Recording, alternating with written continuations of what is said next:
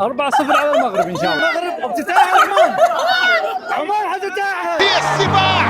نعم هكذا دائما وابدا اسود الاطلس يصلون يسجلون، والبركاوي يضع الكرة في الشباك ويتقدم. تتأهلون للدور القادم، نحن راح نختار عمان تتأهل معنا.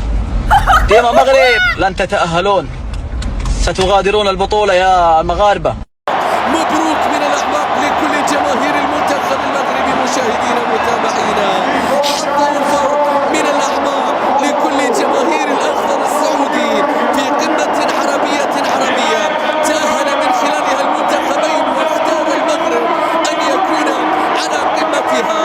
مشاهدينا، اختار الأخضر السعودي إراحة أسمائه وأدواته ولاعبيه السعودي